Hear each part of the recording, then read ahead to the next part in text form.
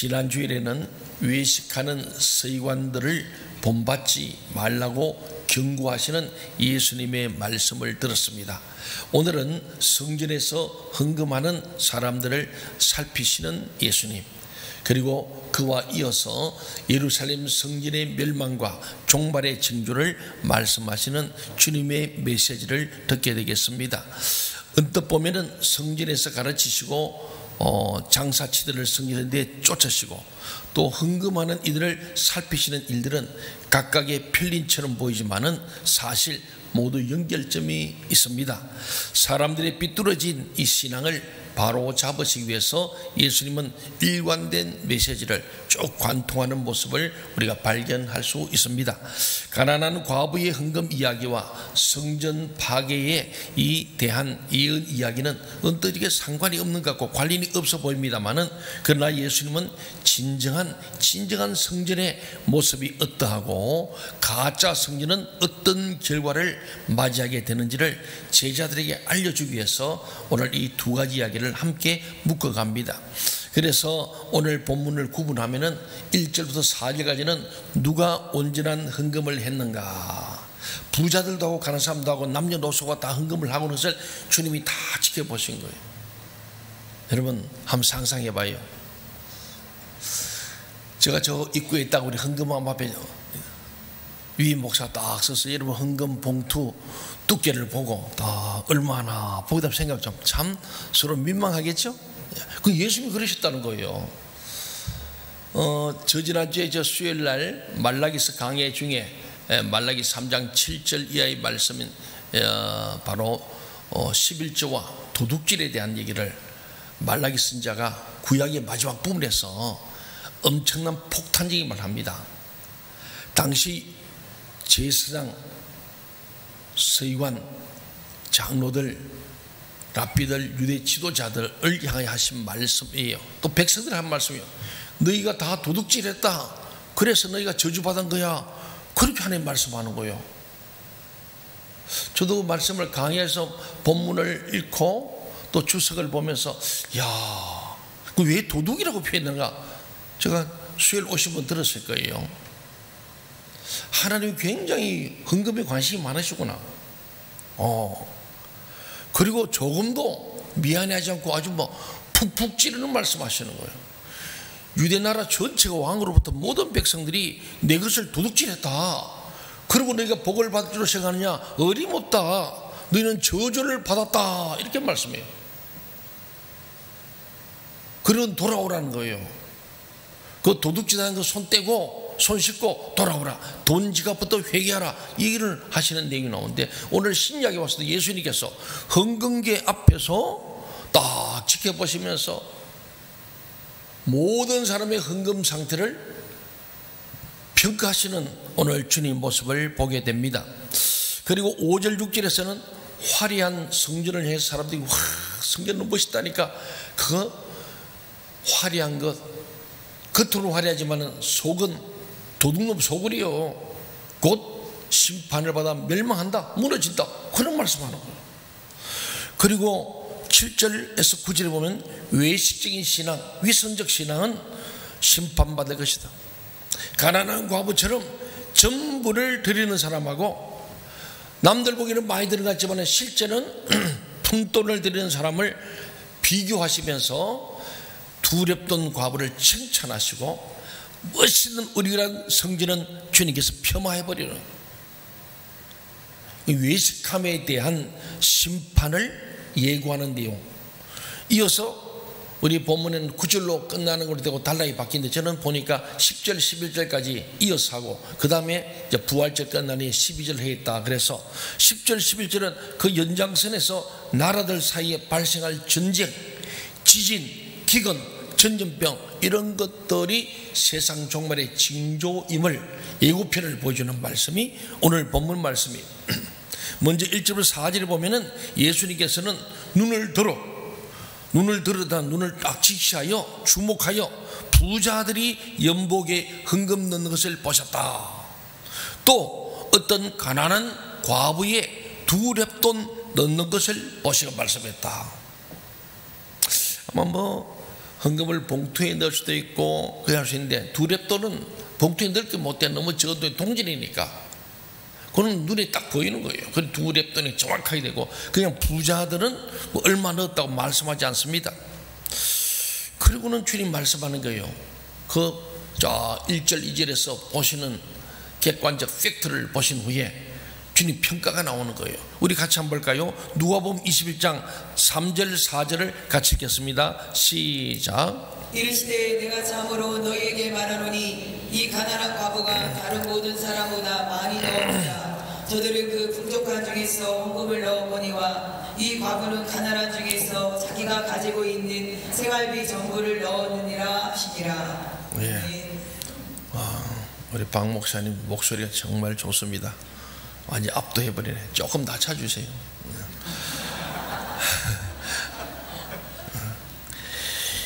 이 보면 렙돈이란 말이에요. 렙돈은 유대인의 동전인데 당시 통용되던 돈들 중에 가장 가치가 작은 그런 돈이 렙돈이었어요. 지금 1원짜리 10원짜리 이렇게 되는 거예요.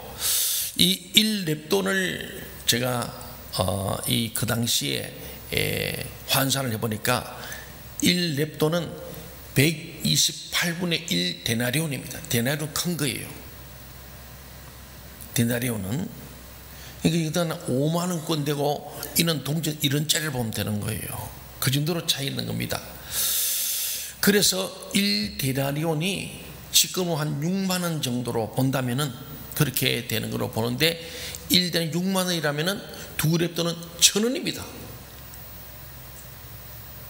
예. 그 제가 이제 5만원권 지폐를 부자들이 넣었다면은 이 사람은 1,000원짜리를 넣은 거예요. 여러분 지금도 1,000원 헌금한다면 많이 한다고 하는 사람 아무도 없을 거예요. 제가 헌금 명단을 쭉 보지만 1,000원짜리는 거의 없어요. 아마 교회 학교에서는 할지 모르겠지만 어른들 헌금 명단이 1,000원짜리는 거의 없어요. 기본이 10,000원 같아요. 예, 10,000원 이상 주로 하는 것 같습니다. 근데 이게 1,000원인가 1,000원. 누구도 주목할 만한 게 못 되는데 오늘 주님은 이 1,000원 헌금한 과부를 칭찬하셨어요. 부자들은 아마도 1데나리온 6만원 이상 5만원 10만원 해서 몰라요. 주님께서 이 가난한 과부가 모든 사람들보다 많이 넣었다고 말씀했습니다. 그것은 부자들은 풍족한 처지에서 헌금을 하였으나 과부는 아주 어려운 처지에서 그의 생활비 전부를 헌금했기 때문이라고 해석까지 되는 거예요. 사람들은 헌금 액수만 보기 쉬우나 하나님께서는 그것을 그의 경제적 형편에 비춰보는, 가난한 자가 10,000원 한 거고 부자가 10,000원 한 거 여러분 이해가시죠? 누가 많이 한 거예요? 왜 가난하죠? 그런 차원에서 말씀하는 거예요. 그런데 이 가난한 과부의 행위는 지나친 것 아닙니까? 생활비 전부 다 받지 못합니까? 이 여인은 종교에 너무 빠진 혹 광신자는 아니었을까? 저도 목회하다 보면은 어떤 분이 큰 은혜 보고 감동받아가지고 목사님 우리 아파트를 바치겠습니다. 예. 내가 볼 때는 단돈 100만 돈 분이 1억을 헌금하겠습니다. 이런 분들이 있어요. 저는 그럴 때 제가 먼저 묻습니다. 참 마음이 감동이 참 좋은데 그럼 이사갈 집은 있습니까? 없대요. 그러면은 이걸 바쳐버리면 이사갈 집도 없는데 그 가족과 의논했습니까? 뭐 다들 동의할 겁니다. 그래서 제가 가족과 다 합의하여 오라고 돌려보낸 적이 여러 번 있습니다. 예. 그리고 1억 작정 헌금한다는데 내가 볼 때는 100만 도 어려운데 1억을 어떻게 할까? 그래가 하나님은 액수를 보지 않습니다. 할 수 없는 걸 서운하고 작정 못하면 그 죄가 되니까 제사장이 그것을 감할 수 있습니다. 그래서 제가 볼 때는 형편된 대로 합시오. 그런 경우가 제 25년 동안 몇 번 있어요. 우리 교인들 감동이 와가지고 가끔 부흥사에 와서 막 헌금 얘기하다 보면은 저는 부흥할 때 제발 헌금 얘기하지 말아달라 제가 꼭 부탁이 그래요. 근데 제가 이걸 보면서 내가 회개했어요. 아, 그것도 내 의를 나타내렸구나. 교인들에게 감동이 되면 많이 할 수 있으면 그것이 좋은 것인데 내가 많이 막았구나. 그래서 그런 분들은 제가 그 액수를 줄여주든지 다시 기도하고 다시 작정해라 하고 돌려보낸 적도 있습니다. 잘했죠? 예. 잘했는데 제가 성경을 보다 보니까 그것도 내가 하나님의 월권이었구나. 예, 이런 생각도 하기도 했습니다. 어쨌든 오늘 보니까 진짜 이 여인이 생활 위험을 다 들여버렸다. 어떻게 살지? 근데 주님은 칭찬했다는 거예요. 그게 우리 딜레마가 있습니다. 저는 역으로 생각한 거예요. 예수님이라면 어떻게 했을까? 이게 우리가 해야 될 생각인데 저는 이 사람에서 나라면 어떻게 했을까 생각해 봤어요. 예. 나는 두렵던 빼가지고 좀 더 보태가지고 가서 가정을 돌보라 그랬지 않았을까. 오지랖이 넓은 거예요 제가. 근데 오늘 주님은 그에 대한 깊은 이야기 하지 않지만 어쨌든 지금 주님이 말씀하신 부자들의 헌금과 가난한 과부의 헌금을 비교하시면서 오늘 멋지게 보이는 그 성전, 수많은 사람이 정말 피눈물로 산 그 하얀 돌된 유대인 역사학자인 요세푸스라는 사람이 참 유명합니다. 여러분도 보면은 요세푸스라는 말이 많이 나오는데 뭐 인터넷 치면은 뭐 최고의 유대인 역사학자. 신학 한 사람 요세푸스 물어보면 바보. 그러면 좀 이상합니다.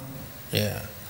이분이 말하기를 그 당시에 그 성전은 하얀 돌로 지었는데 멀리서 보면은 눈 덮인 건물처럼 보일 정도 그렇게 아름다웠다. 하얀 돌 위에 노란 금돔이 있으니까 얼마나 아름다웠겠어요. 막 멀리서 봐도 막 광채가 나는 성전이. 그런데 오늘 주님 그 화려한 성전은 곧 무너지고 망한다고 말씀하는 거예요. 가난한 과부와 오늘 부자 같은 성전, 예, 찌그러져가는 초가집, 이걸 얘기하면서 주님은 두 가지를 함께 연결시켜서 말씀을 하고 있습니다.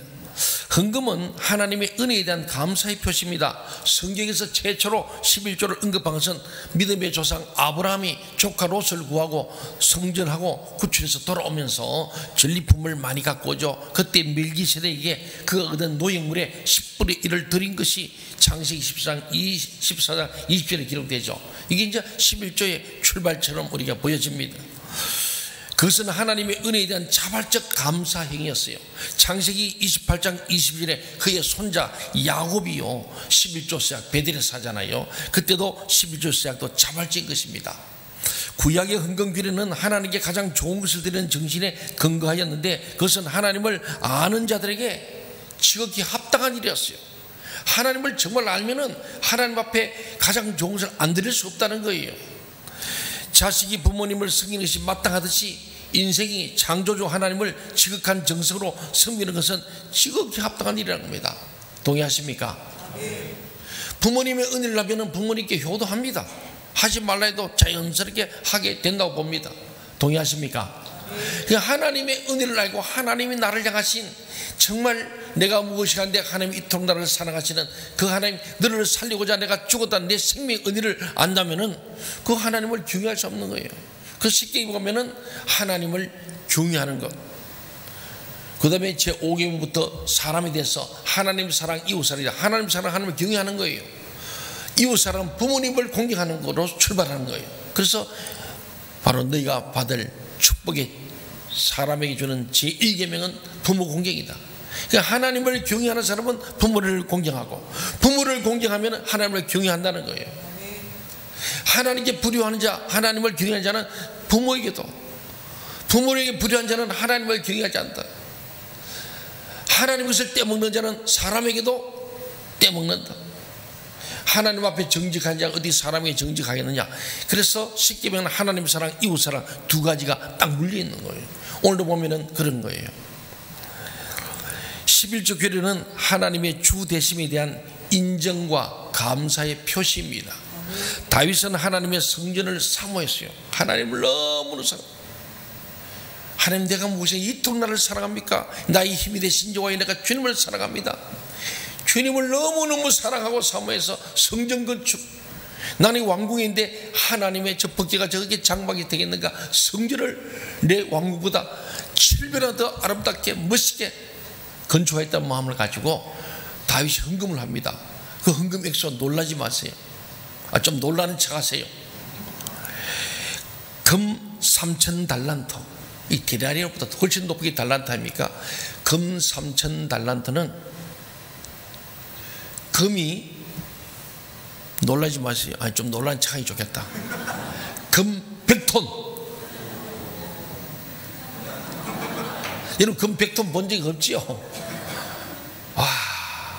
5톤 트럭만, 5톤만 실어도 엄청난 금덩어리 아닙니까? 금 100톤이, 이게 금 3,000달란트입니다. 그것만 해도 또 은 7,000달란트. 이거는요, 은 240톤이랍니다. 그 두 개 합치면 340톤의 금덩어리, 은덩어리를 성전을 건축한 일에 다윗이 헌금한 거예요. 다윗도 부자는 부자였겠죠. 그의 뒤를 따라서 나라의 지도자들, 신하들, 관리들, 백성들도 하나님 성전 공사를 위해서 많은 금액을 즐거이 드렸다고 성경 기록합니다. 그때 기록 보면요, 역대상 29장 11절 14절을 본데, 먼저 11절을 한번 같이 한번 볼까요? 다윗이 뭐라고 하냐? 그가 헌금하면서 고백한 내용입니다. 시작. 여호와여, 위대하심과 영광과 승리와 위엄이 다 주께 속하였사오니 전지에 있는 것이 다 주의 것이로소이다. 여호와여, 주권도 주께 속하였사오니 주는 높으사 만물의 머리이심이니이다. 아멘. 또 너무 줄여버렸어. 적당히 줄여야지. 거기 보면요, 천지에 있는 것이 다 주의 것이로소이다. 이게 다윗이 하나님 향한 물질관이에요. 천지에 있는 모든 게 다 하나님 것이다. 내 것도 하나님 것, 너 것도 하나님 것, 우리 모두 것이 다 하나님 것이라는 거예요. 여기에 딱 기초하기 때문에 하나님께 드리는 게 마땅하고 인색한 아깝지 않은 거예요. 이어서 역대상 29장 14절 같이 한번 볼까요? 시작. 나와 내 백성이 무엇이기에 이처럼 즐거운 마음으로 드릴 힘이 있었나이까? 모든 것이 주께로 말미암아 싸우니 우리가 주의 손에서 받은 것으로 주께 드렸을 뿐이니이다. 우리가 주의 손에서 받은 것으로 주께서 드렸을 뿐입니다. 그렇습니다. 헌금은 우리 것을 하나님께 드린 게 아니고, 내 것을 하나님께 드린 게 아니고, 모든 하나님 것임을 인정하고 감사하면서 우리에게 주신 것들 중에서 얼마를 구별하여 하나님께 드리는 것, 곧 하나님의 헌금이에요. 하나님 것으로 하나님께 드리는 거예요. 그래 생각하면 아까운 게 없어요. 그렇잖아요. 물론 형편이 어렵고 먹고 살기도 힘들고 또 주택 부금도 넣어야 되고 영끌해서 막 했는데 이자는 올라가고 뭐 형편상 그럴 수 있습니다. 저는 그렇게 생각합니다. 그러나 하나님은 그렇게 생각하지 않는 거예요. 본래 다 내 것이었다.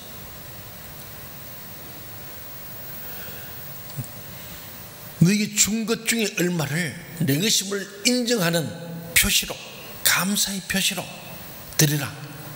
하나님의 헌금이 내 헌금이 아니고 하나님의 헌금이라는 거예요.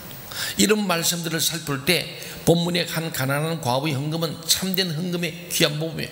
모든 게 주님 것이라는 걸 인정하는, 천원이지만 다 주님의 것입니다. 이 정신이 칭찬받아 마땅하다는 거죠. 그의 헌금은 11조 정도가 아니었습니다. 비록 금액은 보잘것없어도 그는 자신이 가진 모든 것을 하나님께 드렸습니다. 우리는 헌금을 액수로 판단하지 맙시다. 하나님께서는 우리의 형편을 잘 아십니다. 그는 부자들이 많은 액수의 헌금을 아세요. 저 사람이 재산이 얼마인데 그중 얼마였구나, n분의 1을 아시는 거예요. 그래서 부자들은 칭찬하였어요. 부자들은 하나님 것을 내놓지 않아서 자기 것이라고 생각하면 부자가 된데 그 가짜 부자라는 거예요. 그게 나중에 성전에 대한 얘기 동일한 거예요. 겉으로 보기에는 너희가 부자인 같지만은 아니요, 실상은 가난한 자라는 거예요. 그래서 심령이 가난한 자가 복이 있나니 천국이 저희 것이구나 그랬잖아요. 그렇습니다. 우리는 헌금을 우리는 그냥 절대적 액수만이 아닙니다. 부자들이 많은 액수의 헌금보다 한 가난한 과부의 보잘것없는 액수의 헌금을 더 크게 여겼습니다. 이것이 하나님의 판단이요 하나님의 평가입니다. 우리도 헌금에 대해 이런 생각을 가져야 합니다.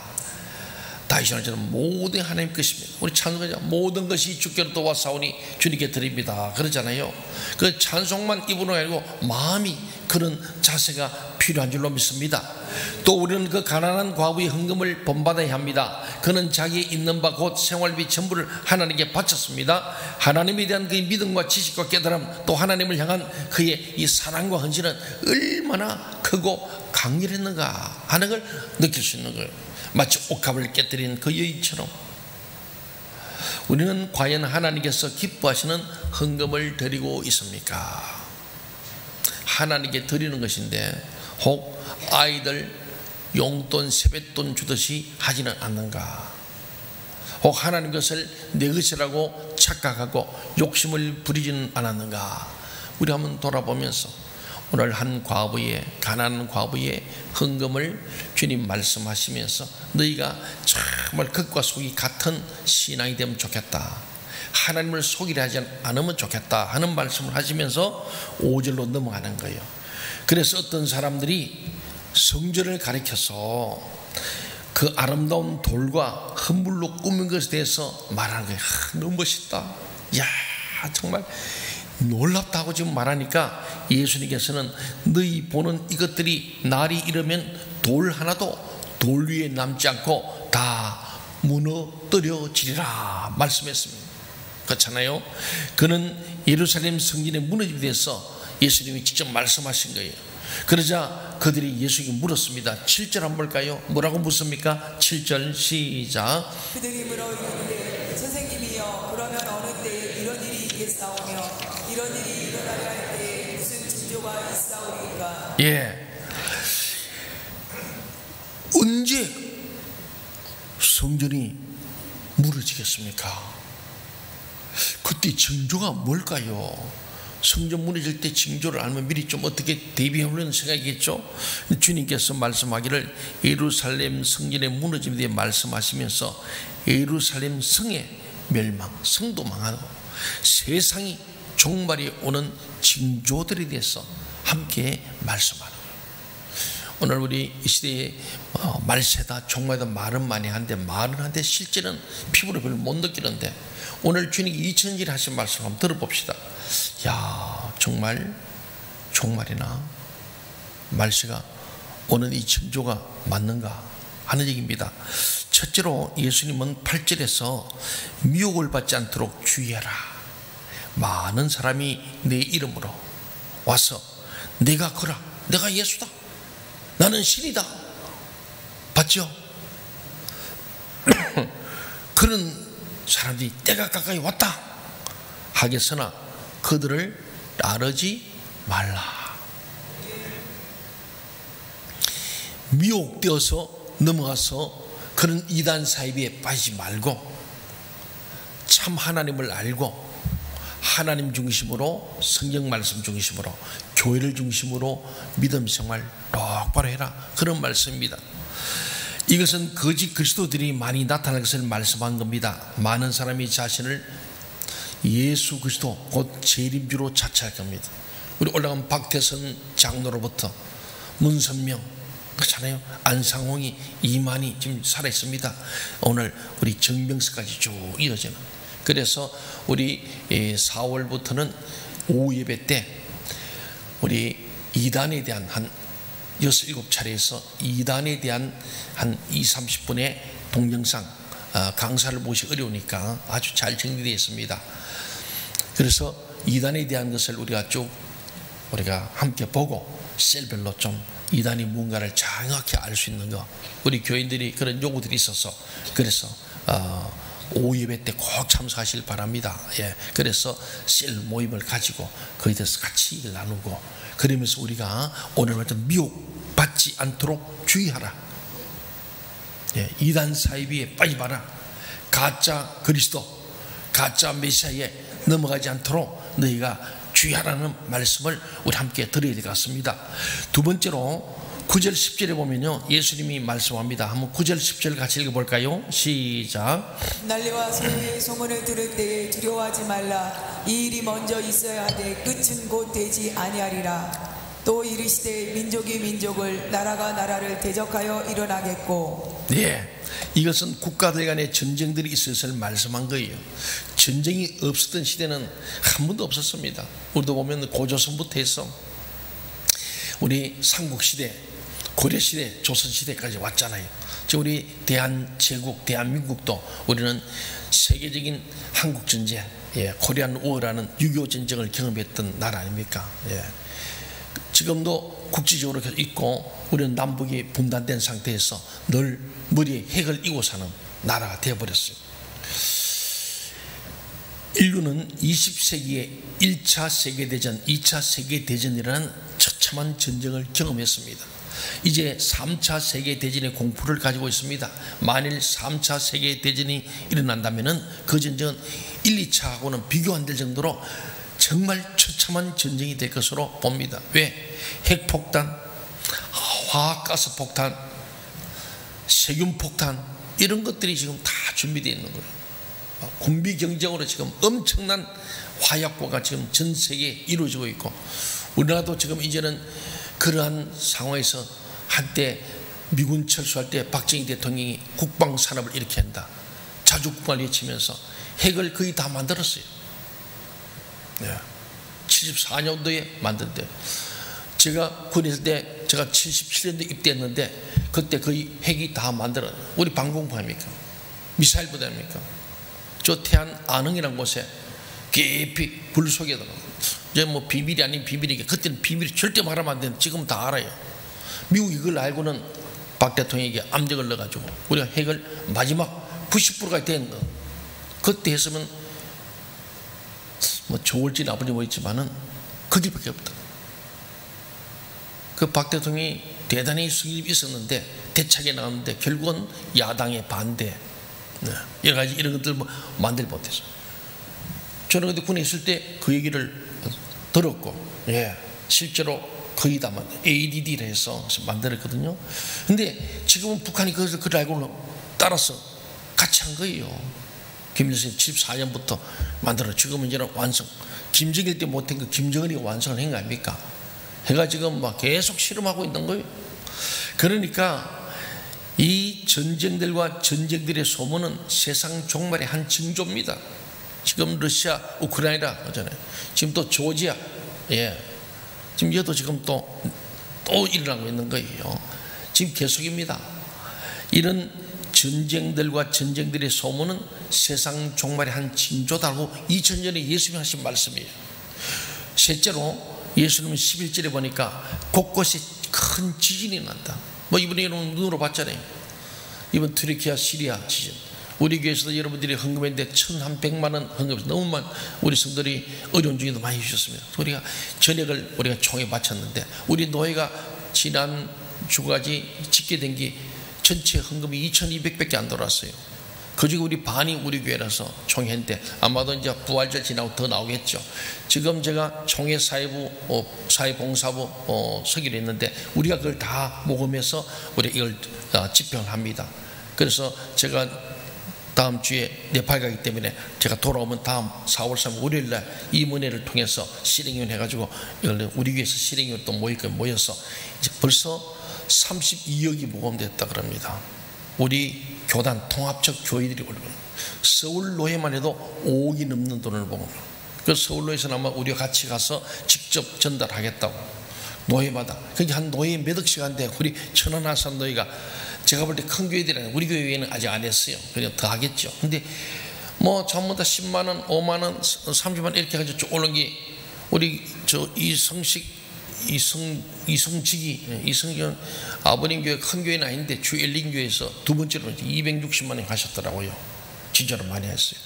그렇게 다 모았는데 우리 노회 전체가 지난주까지 집계가 2,200인데 우리가 1,100만 원이고 나머지가 그런 거예요. 어쨌든 지진이 오니까 전 세계가 지금 구호를 합니다. 하는데 우리 통합교단이 그도 이런 일을 하는데, 지난번 동해 산불 났을 때, 또 포항 지진 날 때, 그럴 때 우리는 통합 측이 좋은 것은 개인 구원과 사회 구원을 두 양대축으로 갑니다. 그런데 뭐 보수라는 사람들은 개인 구원 중심으로 사회 구원이 좀 관심이 덜하다 보니까, 그래서 한국교회 전체 지난번 동해 산불 집짓기 운동할 때 한 200개 교단이 되는데 뭐 다 빼고 메이저 교단은 10개 교단 됩니다. 예, 감리교, 성결교, 침례교 그렇잖아요. 그거는 통합, 합동, 고신, 기장, 또 뭐 여의도 순복음, 전에 순복음교회 이래가지고 한 10개 교단이 되는데 다 모아봤자 전체 액수의 절반이 우리 통합측입니다. 그럼 우리 통합이 이런 문제 제일 빠르요. 지금 다른 교단 합동측 총회장하고 이번 통합 총회장 이번에 몇 분 가시는데 우리 절반도 안 되는 거예요. 참고로 우리 통합측 교회 목사님들과 우리 장로님 성도님들이 의식이 있다는 거죠. 예, 어려운 중에도 그런 목적금들을 쓴다는 게 대단한 겁니다. 예, 근데 오늘 큰 지진이 앞으로 계속 난다는 겁니다. 이미 예고돼서 쭉 왔어요. 예. 큰 지진의 힘은 최초의 원자폭탄의 약 10,000배의 힘이라고 합니다. 이번에 터키 시리아의 지진 지역이 우리 대한민국 전역만한 넓이에 지은 거예요. 엄청난 겁니다. 우리 현장에 갔던 총회장님 어저께 통화하는데 가보니까 정말, 그래서 사회봉사부 이분도 꼭 한번 가십시오. 현장을 가봐야. 그 지금 긴급하게 한 5억을 들여서 서울로에 준 5억을 가지고 일단 그 컨테이너, 그래서 갔더니 한 50만 평에 쫙 열고 한국 촌을 만들어 놓고 거기는 한국에서 컨테이너를 줘서 그들 난민들 좀 수용하게 해달라는 거예요. 그래서 한 저희들이 5억 정도 주면은 하나에 한 600~700만 한답니다. 그걸 해서 그러면 한 가정이 사는 거예요. 그래서 한국촌에 1번으로 우리 교단에서 거기에 우리가 한 100개 정도 넣을 수 있는 것을 하겠다 이렇게 나옵니다. 참 지금 지진하면은 그 지역에서 두려운 거예요. 그래서 우리 있는 박중건, 최상순, 김견성 교사 다 지금 그 현장을 매주 교대로 왔다 갔다 하면서 구호물을 갖다 주고 하고 있습니다. 하고 우리와 함께하던 우리 안산의 하나교회 노인택 목사님 교회 그 아다나라는 곳이 바로 거기에 근처에 있습니다. 그 아다나에 센터가 있었거든요. 그래서 거기를 베이스 캠프로 지금 준비해서 우리 박중건 선교사님하고도 같이 협력하면서 그 식당과 카페가 있는데 거기서 주일마다 모일 수 있는 그 하자 좀 협력을 하려고 합니다. 지금 터키에 저는 이번 교회가 양날의 칼인데, 하나는 선교사들이 이제 활동이 드러나면서 나중에 다 추방될 수도 있습니다. 반면에 이번 교회에 정말로 그들에게 복음문이 열릴 수도 있습니다. 내일 제가는 네팔이 그랬어요. 10년 전에 기억하면 카트만두에 엄청난 지진과 홍수가 왔어요. 그때 완전히 초토화되어 버렸습니다. 그때의 기독교 NGO들이 가서 엄청난 구호를 했습니다. 심리적 상담도 하고 병원이 가고 이랬거든요. 그러면서 그 힌두교에 있던 네팔 사람들이 힌두교가 아무것도 아니네, 진짜 기독교가 최고구나. 그래서 지난 10년간 네팔이 부흥도 일어나시는데, 그때에 저희들이 네팔 남부에 있는 이 네팔 뉴 카본트 칼리지 새 언약 신학교를 세워서 지금 한 400명의 신학생이 우리가 지학을 합니다. 지금 신학생이 전 세계로 없어지고 있는데 네팔에 불이 붙었어요. 우리 조금 도왔는데 참 지난해 우리 1,000만 원 우리 네팔 선교 사이버 신학대학에서 우리 교회가 헌금을 했어요. 재작년에 우리 성탄이 헌금해서 거의 기초 시드문이 돼서 하는데, 이번에 가서 우리 10개월 동안에 컨퍼런스 하면서 저도 강의를 한번 맡아 강의도 하고, 또 거기서 졸업한 사람들이 나가면 각 도시마다 마을마다 교회를 세우는 거죠. 네팔은요 지금 막 붕이 불길 타올랐어요. 그래서 저도 현지에 이번 내일도 가서 참 보면서 참 감동하는데, 이 마지막 시대인데 저는 네팔의 케이스처럼 이번 터키 저 남자에 있는 바로 시리 안디옥, 우리 바울과 바나바가 처음 성을 갔던 그 바로 시리 안디옥입니다. 거기에 우리 개신교 하나에 거기 파괴돼 버렸어요. 완전히. 제가 한 10년 전에 가봤었는데 서울 광림교회, 감리교회죠. 광림교회가 그 교회를 샀어요. 사가지고 개신교를 세워놓고 부목사들을 한 5년씩 파송했어요. 그 가서 위험합니다. 언제 죽을 줄 독일 성에서 목이 잘려 죽은 것이 바로 수리안디오이거든요. 제가 그때 방문했을 때 바로 1년 전에 그런 일이 있었어요. 그래서 다들 긴장해 있고 그런데도 밤에 빨간 십자가 내원인데 저는 너무 감동적이었어요. 근데 이번에 지진은 완전히 전파되어 버렸습니다. 이제 아마 아다나 쪽으로 좀 교회를 옮긴다 이제 그런 얘기 있습니다. 어쨌든 이 곳곳에 큰 지진이 나는 것이야말로 세상 종말의 한 징조인데 20세기에 5,000명 이상의 사상자를 낸 지진들이 거기 그 자료에 보니까 24개 이상이다. 그리고 2만 명 이상의 사망자를 낸 것도 14개나 됩니다. 지진은 세상 종말의 한 징조이라. 지진 나면은 종말이 오고 있구나 하는 전죽으로 들어야 한단 말이죠. 이게 주님이 2000년 하신 말씀입니다. 네 번째는 예수님은 이 바로 종말의 징조가 뭐냐 11절에 나옵니다. 큰 기근이 온다는 거예요. 기근, 굶어 죽는다는 거죠. 옛날부터 기근이 있었어요. 1870년대 인도 남부에서 약 500만 명이 굶어 죽었습니다. 제2차 세계대전 후에 150만 명 이상이 기근으로 굶어 죽었습니다. 1960년대 이후에 아프리카의 소위 사하라 사막 남부 지역, 남부 아프리카, 특히 이디오피아 등에 심각하게 기근이 와가지고 수백만 명이 죽었습니다. 세계은행이 지구상에서 매일 7억 5천만 명이 굶고 있다는 거예요. 예, 어쩌면 굶주리고 있다, 굶어 죽어가고 있다, 이렇게 표현할 수 있습니다. 이렇게 보고한 적이 있습니다. 기근은 세상 종말의 한 징조다. 이 예수님 하신 말씀인데 그대로 지금 이루어져 있습니다. 다섯 번째, 예수님은 전염병 곧 악한 질병이 있을 것이라고 말씀합니다. 역사상 수많은 질병들이 있지만은 의학이 발달된 오늘도 병원들은 환자들로 붐비고 있습니다. 고혈압, 당뇨, 암 등은 오늘날의 대표적 질병입니다. 특히 성도덕의 타락과 음란, 특히 동성애로 인해서 성병이 유행하고 아직도 치료약이 없는 에이즈, 후천성 면역 결핍증 질병이 확산되고 있는 거예요. 저는 그래서 동성애 빠진 사람은 우리가 구출해서 정상적으로 살 수 있도록 우리 해야 할 것이 교회의 사명인 동시에 동성애를 조장하는 국가, 권력, 법은 절대 막아야 한다. 예, 지금도 에이즈 걸린 사람들이 50을 못 넘게 다 죽습니다. 걸리는 순간에 20년에 죽는 것이 에이즈입니다.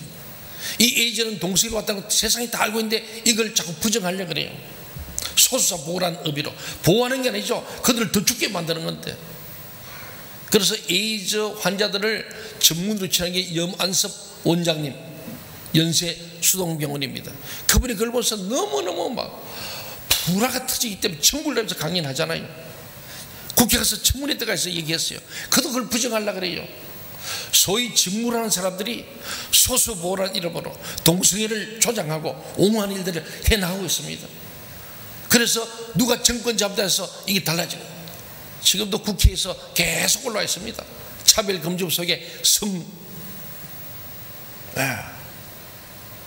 엄청난 거예요. 제가 늘 얘기하지만 제가 인터뷰하면서 그전투대했어요. 이 먹는 물에 독약이 한 방울 떨어지면은 그것만 건져내고 마시냐? 한 방울 들어가면 다 부어야 된다. 동의하십니까? 그래서 그 안에 독소밖에 아니다. 차별 아예 만들지 마라. 그 자체가 사람을 죽이는 것이 가정을 파괴하는 것. 동성애해서 우리에게 인류에 유익한 게 뭐 있습니까? 애를 낳습니까? 뭘 합니까? 에이즈만 생겨서 우리 세금이 막 들어요. 한 병에 죽을 때가 들어간 게 몇 억씩 들어갑니다. 고치를 못해요.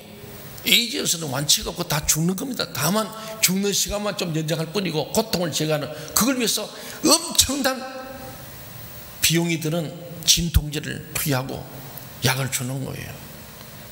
그걸 자꾸 국가가 하려고 하니까 저는 아주 맨성공해서 이번 4월 1일 우리 교회에서 집회도 결국 우리 충청도 기독교 총연합회가 바른인권위원회를 중심으로 해서 대한민국 바로 세우자, 예, 출발 대한민국, 여기서부터 이 주제로 모입니다. 모여서 우리가 대전, 세종, 충남, 충북 우리 지도자들과 많은 분들 함께해서 이산 1000명 이상 모여서 우리가 정말로 나라에 지금 어떻게 돌아가는지 강연도 듣고 우리가 성명서 내면서 여기서부터 대한민국 전체 각 시도 총연합회가 정말로 다시 한번 일어서자, 예, 나라를 바로 세우자, 지금 이런 얘기입니다. 이게 지금 얼마나 마지막 시대의 이 악한 전염병, 이번에 코로나 보세요. 한 번도 그래 국제적인데 전 세계가 지난 3년간 다 하늘문도 막히고 입도 막히고 가족들도 못 만나고, 코로나 환자는 죽어도 장례도 제대로 못 치르고 그랬지 않습니까? 엄청난 일이.